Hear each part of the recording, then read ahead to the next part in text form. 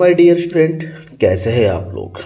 तो लेकर आया हूँ मैं एक और चैप्टर नंबर 4, आय और रोजगार के निर्धारण। और इस चैप्टर के मोस्ट इंपॉर्टेंट अति लघु उत्तरीय प्रश्न, that means very short answer type questions. ठीक है ना, ऐसे क्वेश्चन जो आपके एग्जाम में सबसे ज़्यादा रिपीट होते हैं। तो 1 बाय 1 हर एक क्वेश्चन को समझना है। एक नंबर में कितना लिखना है कि आपको पूरे मार्क्स लिखे। ठीक है ना, इसे अति लघु उत्तरीय इसलिए बोलते हैं क्योंकि बेसिकली 1 मार्क्स का या 2 मार्क्स का होता है। तो कौन कौन से इस चैप्टर्स के क्वेश्चंस हैं और उसके आंसर क्या है, चलिए देखते हैं 1 बाय 1। सबसे पहला क्वेश्चन, समग्र मांग से क्या अभिप्राय है। समग्र मांग से क्या अभिप्राय का मतलब होता है, समग्र मांग किसे कहते हैं। किसी अर्थव्यवस्था में वस्तु और सेवाओं के लिए मांग के कुल योग को समग्र मांग कहते हैं। किसी भी अर्थव्यवस्था में जितने भी नागरिक रहते हैं, वो नागरिक वस्तु और सेवाओं पर जितना भी व्यय करते हैं, यानी कि उस पर जितना भी खर्च करते हैं या फिर उसको खर्च करने के लिए जितना भी खरीदते हैं, उनका टोटल जो होता है ना, उसे हम समग्र मांग के नाम से कहते हैं। इसको होते हैं एडी। एडी का मतलब होता है एग्रीगेट डिमांड। ठीक है ना, समग्र मांग को सामूहिक मांग या कुल मांग के नाम से भी जाना जाता है। क्वेश्चन नंबर 2, प्रत्याशित माप किसे कहते हैं। प्रत्याशित का मतलब होता है जो पहले से ही आपको आशा में हो या पहले से ही अपने जिसके बारे में सोच के रखा हो। यो नियोजित क्या है, उपभोग, निवेश अथवा अंतिम वस्तुओं की निर्गत के नियोजित मूल्य को इनके प्रत्याशित माप कहते हैं। निर्गत मूल्य का मतलब जो पहले से ही निर्धारित होती है। प्रत्याशित का मतलब ही होता है नियोजित। राइट। क्वेश्चन नंबर 3, स्वतंत्र उपभोग किसे कहते हैं। स्वतंत्र उपभोग मतलब आय के शून्य होने की दशा में भी कुछ उपभोग होता है, क्योंकि उपभोग को कभी शून्य नहीं किया जा सकता। अगर आपकी इनकम नहीं भी है तब भी आप कुछ ना कुछ खर्च करेंगे ही। आपको खाना है, कपड़े पहनना है, घर में रहना है, खर्च तो होगा ही। यानी कि जीरो इनकम पर भी अगर आपने कुछ खर्च किया है तो उस खर्च को हम स्वतंत्र उपभोग बोलते हैं। और इंग्लिश में इसको कहा था ऑटोनोमस कंजप्शन, और उसको शो किया जाता है कैपिटल सी, उसके ऊपर बार लगा दिया जाता है, सी बार। इसको ऑटोनोमस कंजप्शन कहा जाता है। ठीक है, आगे बढ़े। क्वेश्चन नंबर 4, जेबीसी का बाजार नियम क्या है। जेबीसी के बाजार नियम के अनुसार सिंपल सा एक स्टेटमेंट उन्होंने दे रखा है कि पूर्ति अपनी मांग का सृजन स्वयं कर लेती है। मतलब किसी भी बाजार में आप वस्तु की पूर्ति करेंगे तो जब ज़्यादा सप्लाई होगी ऑटोमेटिक चीज़ों के दाम कम हो जाएंगे। चीज़ों के दाम कम होंगे तो लोग उसको खरीदना शुरू कर देंगे। यानी कि पूर्ति से ही मांग का सृजन होता है, ये जेबीसी के कहना है। ठीक है, नेक्स्ट क्वेश्चन नंबर 5, प्रभावपूर्ण मांग क्या है।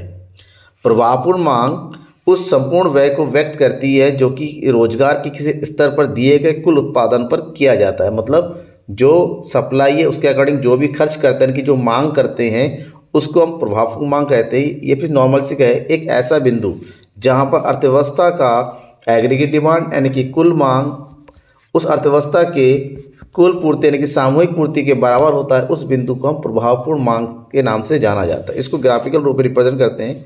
जैसे ये ग्राफ है, ठीक है, ये ग्राफ हो गया और इस ग्राफ में ये हो गई पूर्ति, इसको एएस बोलते हैं और इसको बोलते हैं हम एडी। जिस बिंदु पर दोनों बराबर हो गए इस बिंदु को हम जो इसको बोलते हैं हम प्रभावपूर्ण मांग, ई। राइट, आगे बढ़े। क्वेश्चन नंबर 6, कुल पूर्ति फलन क्या है। कुल पूर्ति फलन क्या है। कुल पूर्ति फलन विभिन्न स्तरों पर, देखिए यहाँ पर स्तरों लिखा हुआ, स्टार लिखा हुआ, थोड़ा गलत हो गया। ये विभिन्न स्तरों पर रोजगार की मात्रा को बनाए रखने के लिए उत्पादन की बिक्री से मिलने वाली न्यूनतम धनराशि की तालिका है। ठीक है, समझ में आ गया। मतलब आपको रोजगार की दशा बनाए रखने के लिए कितना बेचना है और बिक्री से कितना इनकम मिलेगा उसको एक तालिका के रूप में, अनुसूची के रूप में शो करना ही कुल पूर्ति फलन कहलाता है। क्वेश्चन नंबर 7, बचत फलन क्या है। आय और बचत के बीच में फलनात्मक संबंध को बचत फलन कहते हैं। ध्यान में रखिएगा, जो बचत होता है ना, इसको बोलते हैं नॉर्मल सेविंग। सेविंग मतलब ये आय का एक हिस्सा होता है। मतलब वह भाग जो व्यय करने के बाद बचता है उसी को हम क्या बोलते हैं, उसी को हम सेविंग बोलते हैं। डैट मीन्स इसको शो किया जा सकता है S equal to F bracket Y. यहाँ पर एस का मतलब होता है बचत, एफ का मतलब होता है फलनात्मक संबंध और वाई का मतलब होता है आय। ठीक है, क्वेश्चन नंबर 8, अपूर्ण रोजगार संतुलन किसे कहते हैं। अपूर्ण मतलब एक ऐसी स्थिति जहाँ पर रोजगार पूरी तरीके से पूर्ण नहीं हो पाया है। जब पूर्ण रोजगार की कम स्तर पर संतुलन स्थापित हो जाता है तो उसे अपूर्ण रोजगार संतुलन कहते हैं। समझिएगा, मान लीजिए ये अर्थव्यवस्था है, ये कुल पूर्ति है AS और ये है AD, यानी कि नॉर्मली यहाँ पर जो है हमारा क्या होना चाहिए, संतुलन स्तर होना चाहिए। कौन किस बिंदु पर, ये पूर्ण रोजगार। लेकिन एक ऐसा पोजीशन आ जाता है कि AD इतना ना हो कि यहाँ पर हो जाता है, यानी कि संतुलन का स्तर जहाँ यहाँ होना चाहिए वो ना होकर कहाँ बन जाता है, उससे ठीक पहले ही बन जाता है। यानी कि ये जो स्तर है जहाँ पर पूर्ण रोजगार यहाँ होगा, वहाँ पर ये जो पॉइंट होता है इसको बोलते हैं क्या चीज़, अपूर्ण रोजगार। ठीक है ना, समझ में आ गया। यानी कि जिस बिंदु पर रोजगार होना चाहिए, जहाँ पर AD और AS बराबर होना चाहिए, उससे पहले ही अगर AD/AS बराबर हो जाए तो उसे हम अपूर्ण रोजगार की स्थिति कहेंगे। क्वेश्चन नंबर 9, उपभोग प्रवृत्ति से क्या आशय है। आय तथा उपभोग के अनुपातिक संबंध को उपभोग प्रवृत्ति कहा जाता है, क्योंकि आय में से उपभोग किया जाता है तो आय का कितना भाग उपभोग पर व्यय किया जाता है, आय का कितना पार्ट हमारा व्यय हो जाता है, इसी चीज़ को उपभोग प्रवृत्ति के नाम से जानते हैं। सीमांत उपभोग प्रवृत्ति से क्या आशय है। ठीक है, सीमांत उपभोग प्रवृत्ति आय में परिवर्तन के कारण उपभोग में होने वाले परिवर्तन के संबंध को सीमांत उपभोग प्रवृत्ति कहा जाता है, जिसको इंग्लिश में बोलते हैं मार्जिनल प्रोपेंसिटी टू कंज्यूम। ठीक है, मार्जिनल प्रोपेंसिटी टू कंज्यूम, और उसका फार्मूला होता है MPC equal to delta C upon delta Y. मतलब आय में परिवर्तन होने से उसकी व्यय में कितना परिवर्तन होता है, इन दोनों के बीच का जो रेशियो होता है, यानी कि जो अनुपात होता है, उसी अनुपात को MPC कहा जाता है। क्वेश्चन नंबर 11, निवेश को परिभाषित कीजिए। निवेश क्या है। निवेश का मतलब इन्वेस्टमेंट किसे कहते हैं, पूंजीगत वस्तुओं के भंडार में वृद्धि के लिए किया गया व्यय निवेश कहता है। फॉर एग्जांपल, आपने कार खरीद लिया, या फिर आपने अपना घर बना लिया, या फिर आपने अपने दुकान के लिए, अपने फैक्ट्री के लिए कच्चा माल खरीद लिया, तो ये सब चीज़ें जिससे पूंजीगत वस्तुओं में वृद्धि होती है, इस पर किया गया व्यय, किया गया खर्च ही हमारा निवेश कहलाता है। क्वेश्चन नंबर 12, वास्तविक निवेश किसे कहते हैं। वास्तविक, इसको बोलते हैं रियल इन्वेस्टमेंट।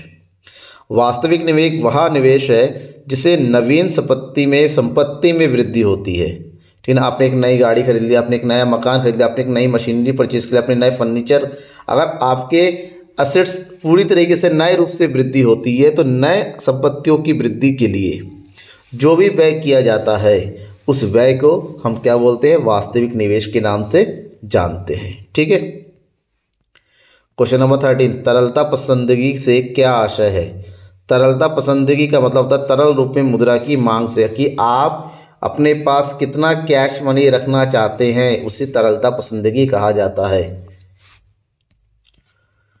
क्वेश्चन नंबर 14, पूंजी की सीमांत दक्षता से क्या आशय है। पूंजी की सीमांत दक्षता, दैट मीन्स सीमांत को गलत लिखा गया, थोड़ा सीमांत का देने रखिए। MEC marginal efficiency of capital, कटौती की उस दर के बराबर होती है जो कि पूंजीगत संपत्ति से इसके जीवनकाल में संभावित आय की वार्षिकों की श्रृंखला के वर्तमान मूल्य को उसकी पूर्ति के मूल्य के बराबर कर दे।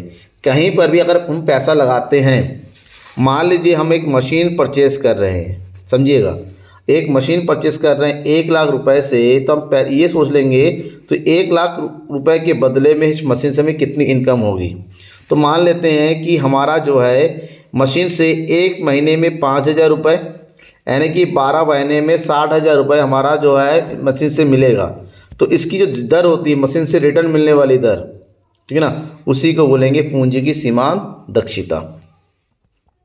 गुणक को परिभाषित कीजिए। गुणक यानी कि मल्टीपल, इसको विनियोग गुणक भी कहते हैं, इसको निवेश गुणक भी कहते हैं, और इंग्लिश में बोलते हैं इन्वेस्टमेंट मल्टीप्लायर। क्या होता है, निवेश में होने वाले परिवर्तन के साथ आय में होने वाले परिवर्तन के अनुपात को निवेश गुणक कहते हैं। या फिर यूँ कहे कि निवेश गुणक बताता है कि किसी भी अर्थव्यवस्था में निवेश की तुलना में उसकी आय में कितनी वृद्धि होती है। इसका मतलब अर्थव्यवस्था में जो निवेश होता है, उस निवेश की तुलना में उस अर्थव्यवस्था में आय में कितनी वृद्धि होती है, इन दोनों के बीच का जो संबंध होता है उसी को बोलते हैं निवेश गुणक। निवेश गुणक को कैपिटल के थ्रू शो किया जाता है। डेल्टा वाई का मतलब होता है आय में परिवर्तन, और डेल्टा आई का मतलब होता है निवेश में परिवर्तन। आय में परिवर्तन को निवेश में परिवर्तन से भाग करके जो भी प्राप्त होता है उसी को हम निवेश गुणक के नाम से जानते हैं। क्वेश्चन नंबर 16, सीमांत उपभोग प्रवृत्ति का निवेश गुणक पर क्या प्रभाव पड़ता है। हम यूँ कहें सीमांत उपभोग प्रवृत्ति और निवेश गुणक में क्या संबंध है, एक ही चीज़ है। सीमांत उपभोग प्रवृत्ति जितनी अधिक होती है विनियोग गुणक भी उतनी ही अधिक हो जाती है। इसका मतलब ये हुआ कि सीमांत उपभोग प्रवृत्ति अर्थात एमपीसी और गुणांक में प्रत्यक्ष संबंध होता है और यहाँ पर दोनों के बीच में संबंध को इस फार्मूले से शो किया जाता है K = 1/1 माइनस MPC। मतलब MPC जितना ज़्यादा होगा उतना ही हमारा गुणक भी बढ़ता जाएगा। ओके। क्वेश्चन नंबर 17, अनैच्छिक बेरोजगारी क्या है। अनैच्छिक, अनिच्छा से रहने वाला बेरोजगार। बेरोजगारी की एक ऐसी दशा होती है जिसमें लोग प्रचलित मजदूरी दर पर काम करने के लिए तैयार होते हैं। ये कम नहीं है, ये काम है। काम करने के लिए तैयार होते हैं किंतु उन्हें कोई भी काम नहीं मिलता है, अपितु वो स्किल्ड भी होते हैं, वो अनुभवी भी होते हैं और उनको जो मजदूरी दर चल रही है वो लेने के लिए स्वीकार भी होता है। तब भी ऐसे व्यक्तियों को काम ना मिले तो उन्हें अनैच्छिक बेरोजगारी की दशा कहा जाता है। क्वेश्चन नंबर 18, जब सीमांत बचत प्रवृत्ति शून्य हो तो सीमांत उपभोग प्रवृत्ति का मूल्य कितना होगा। आंसर दिया है 1। कैसे देखिए, अगर एमपीएस 0 है तो हमें पता है कि एमपीसी और एमपीएस दोनों का जो संबंध होता है वो कितना होता है, 1 के। दोनों का टोटल हमेशा 1 के बराबर होगा। अब अगर एमपीएस 0 हो जाता है तो एमपीसी कितना होगा कि वो 1 के, तो एमपीसी का मान कितना होगा, हमेशा 1 होगा। राइट, ध्यान में रखिएगा इस बात को। क्वेश्चन नंबर 19, सामूहिक मांग वक्र का ढाल किस प्रकार का होता है। सामूहिक मांग वक्र का ढलान नीचे से ऊपर की ओर चढ़ता हुआ होता है जो आय एवं मांग के धनात्मक संबंध को व्यक्त करता है, क्योंकि आय के बढ़ने के साथ साथ उपभोग व्यय भी बढ़ती चली जाती है, जिसका कारण यह है कि कुल मांग में भी वृद्धि होती है। इसलिए सामूहिक मांग वक्र का ढलान जो है नीचे से ऊपर की ओर इस तरह से चढ़ता हुआ होता है। ठीक है। 19, संतुलन आय क्या है। संतुलन आय अर्थव्यवस्था में आय का वह स्तर होता है जिस बिंदु पर एएस और एडी बराबर होता है, यानी कि जहाँ पर एएस और एडी आपस में बराबर हो है, इसे पूर्ण रोजगार का बिंदु, संतुलन आय स्तर, संतुलन उत्पादन स्तर के अलग अलग नामों से इसको जानते हैं। क्वेश्चन नंबर 21, विनियोग गुणक का न्यूनतम मूल्य क्या हो सकता है। ध्यान में रखिएगा, किसी भी अर्थव्यवस्था में विनियोग गुणक यानी कि के का मूल्य हमेशा 1 हो सकता है, कम से कम। इससे कम विनियोग गुणक नहीं होगा। ठीक है। नेक्स्ट क्वेश्चन नंबर 22, यदि विनियोग गुणक 1 है तो उस दशा में सीमांत उपभोग प्रवृत्ति का मूल्य क्या होगा। ध्यान में रखिएगा, अगर निवेश गुणक 1 होता है तो उस दशा में एमपीसी का मान 0 होगा। अब कैसे, समझिएगा। नॉर्मली फार्मूला क्या होता है, फार्मूला हमारे पास होता है कि K = 1/1 माइनस MPC। अब K = 1 है तो ये हो गया 1/1 माइनस MPC। कैलकुलेट कीजिए, इधर आ जाएगा ये, ठीक है ना। अब ये अगर इधर आ गया तो नॉर्मली क्या होगा, साइड चेंज करेंगे, ये हो जाएगा 1 माइनस MPC = 1। तो ऐसे में माइनस MPC = 1 माइनस MPC, यानी कि MPC = 1 माइनस 1, यानी कि कितना हो जाएगा, 0 हो जाएगा। ठीक है। क्वेश्चन नंबर 23, न्यून मांग क्या है। किसी भी अर्थव्यवस्था की एक ऐसी स्थिति जहां पर वास्तविक सामूहिक मांग पूर्ण रोजगार के लिए आवश्यक सामूहिक मांग से कम होती है, उसे न्यून मांग की स्थिति कहते हैं। और किसी भी अर्थव्यवस्था में न्यून मांग की स्थिति के कारण ही अविस्फीतिक अंतराल का जन्म होता है। क्वेश्चन नंबर 24, स्फीतिक अंतराल किसे कहते हैं। वास्तविक